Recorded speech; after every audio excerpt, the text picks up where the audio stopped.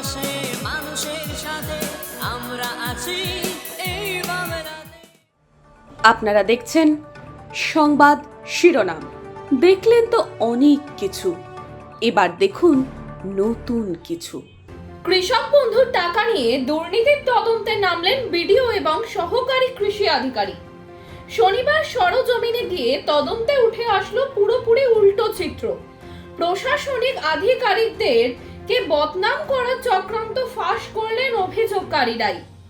আইনি পদক্ষেপ নেওয়ার হুঁশিয়ারি প্রশাসনের। অভিযোগ উঠেছিল হরিশ্চন্দ্রপুর ২ নম্বর ব্লকের তেলজানা স্লুইস গেট এলাকার প্রায় শতাধিক কৃষক বন্ধুর টাকা পাচ্ছেন না।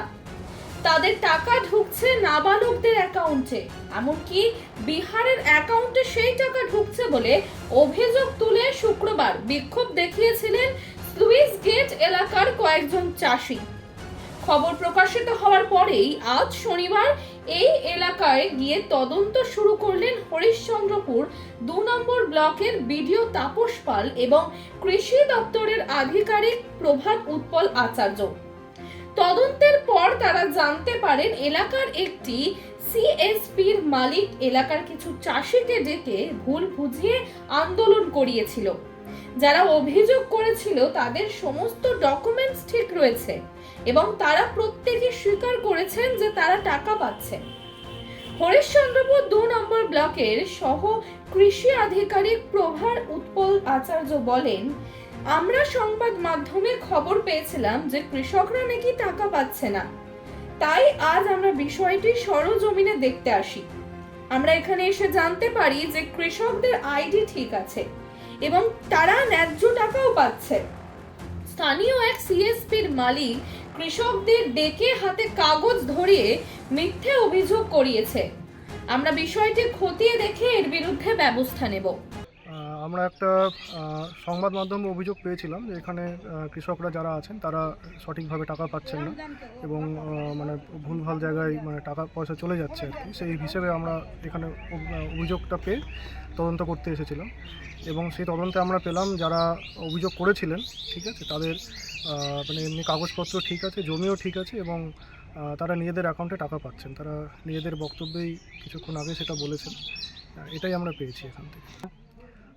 ওনাদের যা বক্তব্য সেই অনুযায়ী মানে আমরা জানতে পেরেছি যে এখানে একটি সিএসপি আছে, সেই সিএসপি রান করে ওয়াসিম বলে একটি ছেলে, সেই তাদেরকে মানে কিছু একটা বলে ডেকে নিয়ে গিয়েছিল যে তোমরা এসো এবং তাদেরকে দাঁড় করিয়ে মানে তাদের বক্তব্য যে তারা কিছু জানে না এই বিষয়ে, তাদেরকে কাগজ ধরিয়ে দাঁড় করিয়ে মানে বলা করিয়েছে যে তোমরা এরকম বলো। সত্য অসত্য দেখুন সেটা তো মানে আরও মানে গভীর তদন্ত সাপেক্ষ। এইটুকু বলতে পারি যে আগের দিন যা সংবাদ মাধ্যমে বেরিয়েছিল এবং আজকে তদন্তে যা পেলাম দুটোই ঘটনা সম্পূর্ণরূপে বিপরীত, এটুকুই আমরা বলতে পারি। তো তাদের বিরুদ্ধে আপনারা কি অ্যাকশন নেবেন প্রশাসনের? আমরা আরও পরবর্তী তদন্ত করে এই বিষয়ে আমরা বলতে পারব। আপনার নাম আর পরিচয় দেবেন স্যার?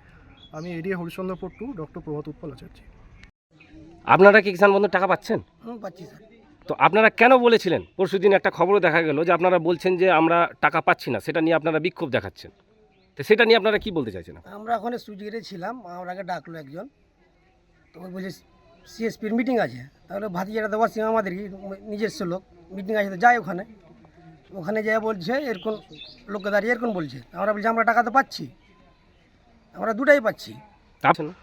ওই বলছে যে জোর করে, আরও দুজন ছিল ওরাই বলেছে, আমরা তো বলিনি, কোনো কথাই বলিনি ওটা বাদে, আমরা পাচ্ছি কোনো কথা বলবো না। আর